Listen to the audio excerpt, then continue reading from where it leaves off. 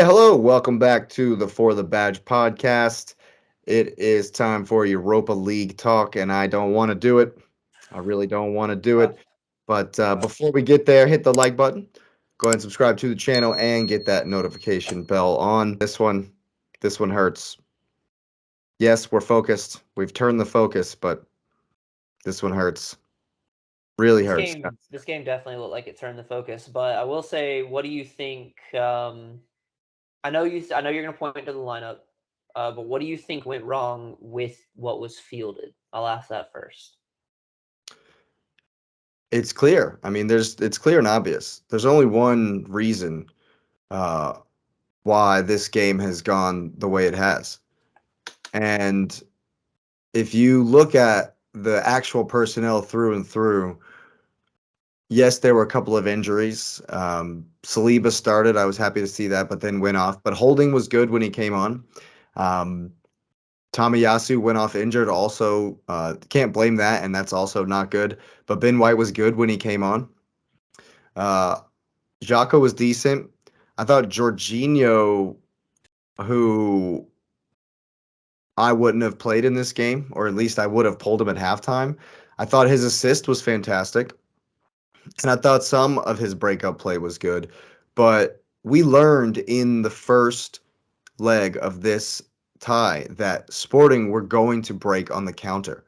They're all fast. Every one of Yeah, them are every one of super them. quick uh, going forward. And that's what they wanted to do was play on the break. And we know from watching Chelsea for 9 seasons straight that Jorginho cannot keep up Cannot. with anyone. Right. Cement shoes, man. In transition, Right. Georgie got beat I don't know how many times. And it just is he just gets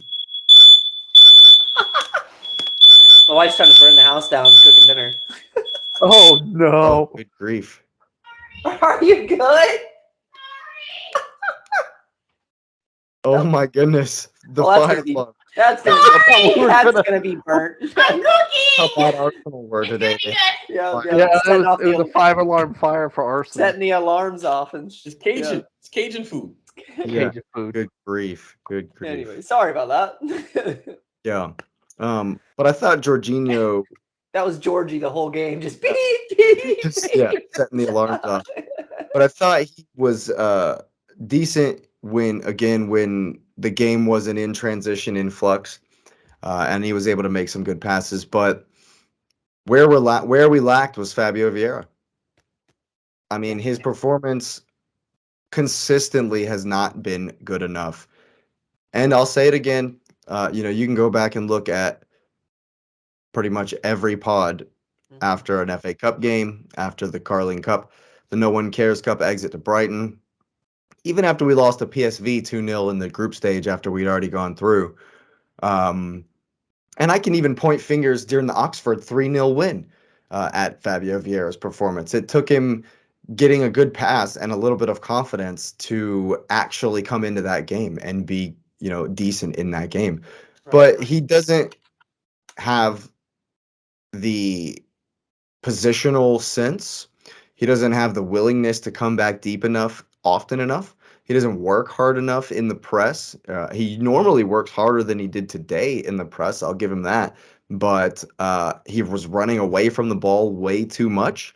And it's so obvious and clear because we were horrible in from the beginning of the second half until Martin Odegaard was subbed on at the second half of or 20 minutes. He got 20 minutes in this game.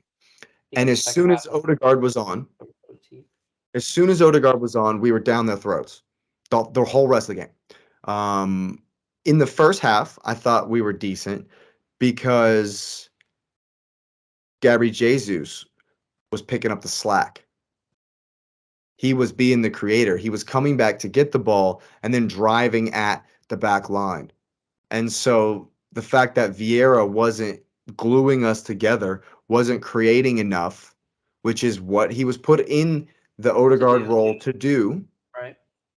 was overlooked a bit in the first half. We got the goal.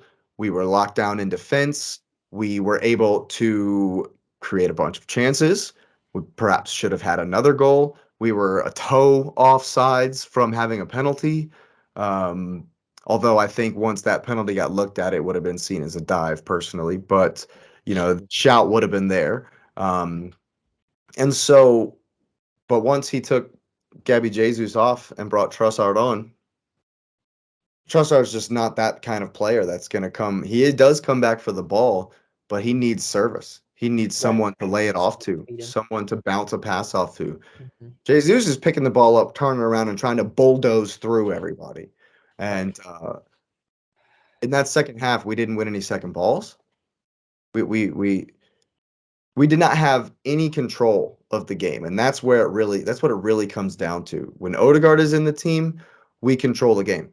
We have complete and utter total control of games. When Vieira is in the game, we're not really sure. We're not really sure who's controlling this game. And today, no one was in control of this game. It was crazy. It was like a basketball game because we were winning second balls. They weren't really winning second balls either. So it was all over the place a bit. And I mean, you can look at the chances created. It was 15 chances created for us, 16 chances created for them. We had 9 shots on goal. They had 2. That's Their goalie stood on his head. Absolutely. Mhm. So so yes, we still should have won this game. But what remains is the fact that if Odegaard starts or comes in at halftime, we win the game well before penalties, before overtime. I think. Go ahead. Go ahead. Go ahead, Lewis. Well, I just had a question because it's two. It's like, so what do you do with Vieira, right? And is Odegaard more important to the team than Jesus? Oh yeah. Yes, Most absolutely. definitely. 100%. You don't think you missed what? It's self-answering. It's rhetorical, so I'm not going to ask that. We're going to ask about missing Jesus because I think the combination makes them that much better, and so I think Definitely does. with him there with Odegaard, they're more scary. So Yeah. I guess my question is what do they do when they need to make substitutes? Well, that's where Emil Smith Rowe. and that's where I would put Out Vieira as well. your mind. Mikel Arteta got this wrong, wholly wrong, and he's just stubborn. He's just stubbornly clinging to Fabio Vieira because he believes in him. He has faith in him, and I love that about Arteta. He has faith in people. He believes in him. But also, you need to recognize what's best for the team. You need to recognize that he is not performing for the team. And if Gabby Jesus is good enough to go, why is Emil Smith Rowe not even get in this game? I like Smith Rowe. I've always Not liked get in the game at all. Always. And when Partey and Saka came on, that's another thing. When Partey came on and Jorginho came off, we were a little bit more solid. We had a little bit more control. We won more second balls. Partey was a menace in there like he always is. But without the glue, without somebody knitting the ball together, without someone absolutely always being open for a pass. Yep. And when You you look like us. to him, he's going to give a little juke, and he's going to find a ball. He's going to find a pass that maybe you wouldn't have seen. The players, you could tell, did not have that faith in Fabio Vieira. Even his own teammates, you can see, don't have the faith. Why? Oh, why have we not seen last season's leading goal scorer in the creative role? The guy's wearing the number 10 shirt. He's right. He's wearing the 10 shirt. Why is Fabio Vieira continuing to start over Emmy Smith Rowe when he is healthy? That's what we do when we need someone to come on. You know why Jesus hasn't been missed? Is because Eddie Nketiah was bagging goals. Because we were shrewd in the market and bought Trossard, and he's been a menace. He's been bossard, as some have said. But it all comes back to the fact that without Martin Odegaard, there's no control of the game. And we've seen that every single time we've went out of a cup game. Fabio Vieira has started every cup exit this season. When I saw Vieira, and this is why I said in the question I didn't want you to get to your lineups yet because you breathe Arsenal. From a Chelsea fan, from a third party outside perspective, when I saw Tomiyasu, when I saw Vieira, when I saw Nelson, and Georgie starting, I immediately had the thought, league's their focus. They don't care about Europa. League's their focus. They're hoping to compete against Sporting with this team. I felt like y'all would win out there. This is not the game that I kind of expected. Like, I forethought this game was going to be back and forth. I thought this game was going to be close, but not in this manner of how it was ran close. I didn't expect that. I didn't expect, like you said, full court press basketball-ish sprint back and forth, just ping-ponging. I didn't expect that type of game to come out of this. I thought it was going to be more of y'all lock it down and hold their runs because you already know what's going to be expected from Sporting from the last leg. I thought that y'all were going to play a lot more reserved in this, especially once I saw this lineup. And it's like you tried, again, that stubbornness that you say Arteta has. And it's Arsenal. Y'all haven't changed the game plan no matter who's started, y'all haven't done that. The consistency has been there, which is what, again, championship squads need and do. I just felt like when I saw this lineup, I was like, man, they are really hoping that this team, that they're not swinging for Europa. They are, when Odegaard didn't start, when Nelson's starting over, when Vieira's starting, That one I don't Jorginho's mind. starting over. I Really? don't mind Reece Nelson over Saka. I don't mind that. I love Saka. I think Saka's I don't know how you sit that man any If league. you're gonna rotate, I don't mind that one. I got you. And so, Jesus, I thought was a great. I was like, okay, that makes sense. That's why I That one don't mind tracks. it. Right, George. Okay, right. I get it. So when I saw the lineup, I thought, okay, this is their secondary thought. They'll compete if they pass this, they'll continue to take it more serious as they get closer to the final. But if it's not there, they have 11 games or 12 games left in the league. They have to stay ahead of Pep. That's going to be the main focus as soon as I saw this lineup. In game, I thought I don't blame Arteta so much, and this is again, I know I would blame Potter in this case, but because of the way he fielded the team, he didn't have the foresight. Again, hindsight's 22. I know, I get that.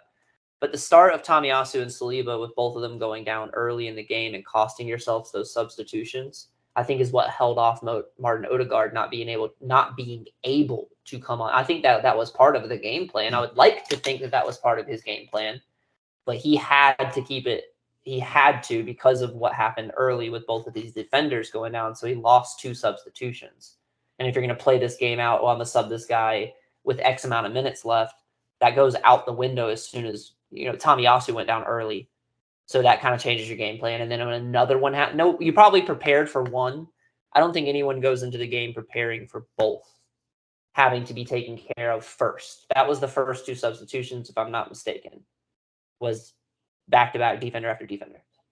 Mm-hmm. So I think that really messed with Arteta's game plan. And then from there, with the starting lineup not showing full strength or mindset to win this trophy, then both the defenders going down, I thought it was just a recipe for disaster where kind of, if you were going to beat Arsenal, today was the day. And Sporting showed up for it, I want to say as well. Like, not taking anything away from, I don't want to take anything away from them because they did what they wanted to do in this tournament. They showed up. They passed the Premier League champion, who, the supposed top of the table Premier League team, in what they were considered underdogs in the leg. And they came twice, played the same game twice, and end up moving on in the tournament.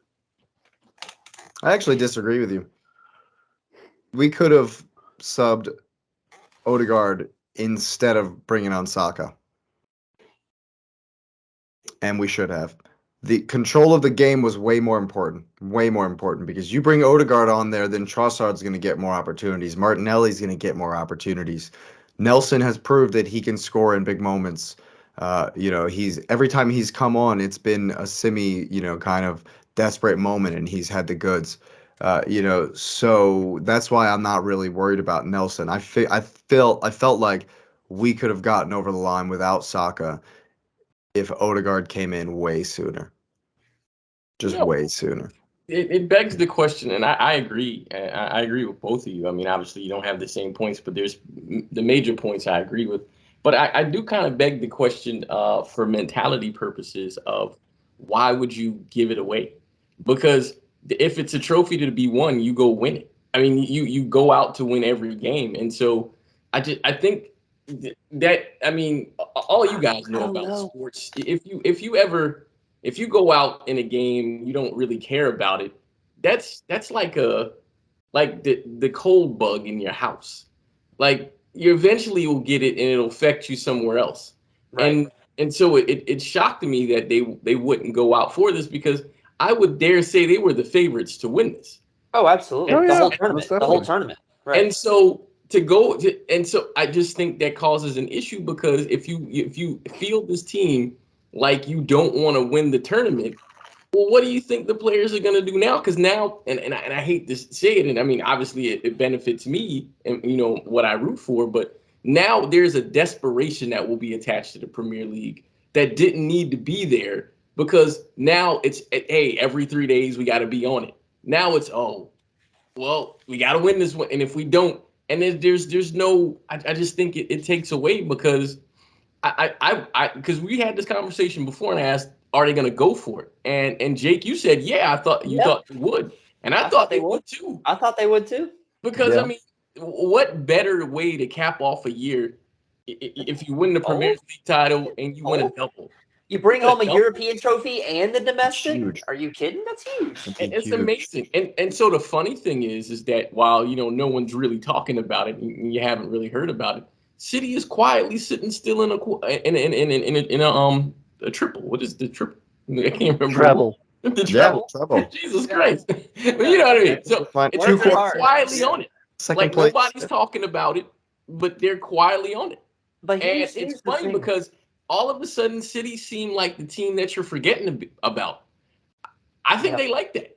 And so Yeah. that's where I think Arsenal Right. going out was huge because I mean, it benefits both ways, but I wanted to see Arsenal make the run.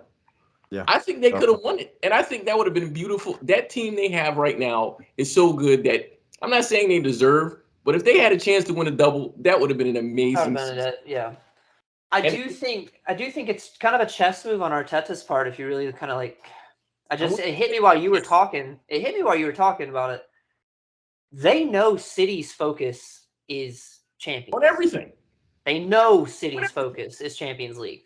So, if given the choice on where to put your focus, if this is going to interfere with it and you're worried about depth and everything, you know City's distracted, you take the one you want most. Like I don't think it went like that. I don't think it I went. don't think so. It's I more. was gonna. It's more an arrogant thing. Go ahead, Patrick. It is. Well, you know, we had talked about this about the idea of learning how to win and being in the mindset of every time you go out, you're going to win. But it seems like Arteta didn't really approach it that way. And that rubs off on the team in a way to where it's like, okay, you know, we could start to slack off if he doesn't really push it. You know, because you're still young. You're a very naive and young team. You're talented like crazy, you know.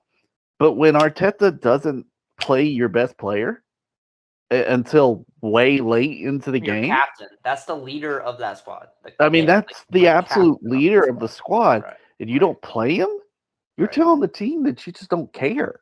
And Arsenal plays again what, Sunday? Is it Sunday? Yeah. Which Well, is crazy. Like none of it makes sense to me because they had rest. Like Yeah, then there's 2 weeks off after that. Yeah. I don't get it. What's And crazy to me is I saw this thing about Arteta talking about the boys in the locker room, talking about, oh, you don't look like a Champions League squad. You want to be a Champions League squad. You want to play in Europe, like yelling at the players to play better last season, talking about, you know, hey, you guys are absolutely trash. Like, why are you playing like this if you want to play in Europe? None of you look like you should be playing in Europe. You don't turn around and then lose the Euro. Like, if you win the Europa, you're guaranteed Europe. But that's a huge like it's not just a.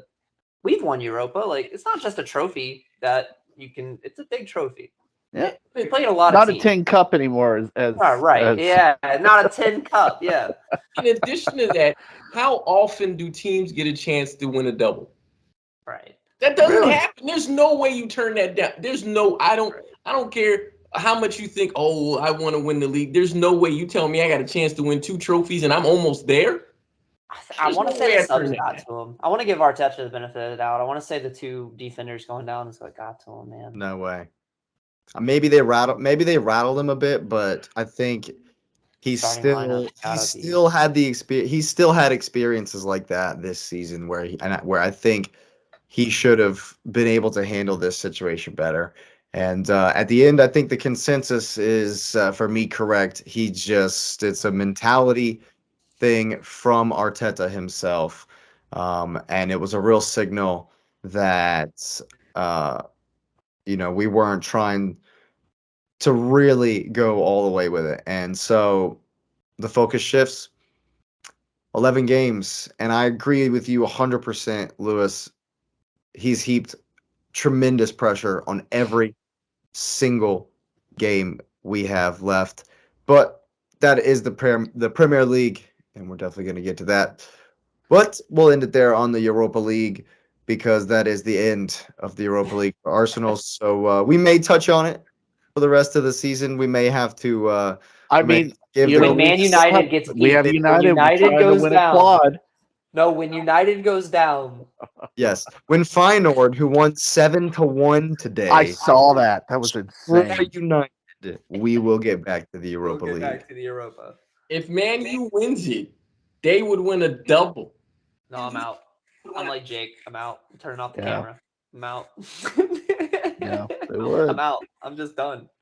If United take home 2 trophies, What? I don't know. No, you heard Lewis talking about his United. What's the PG term for this?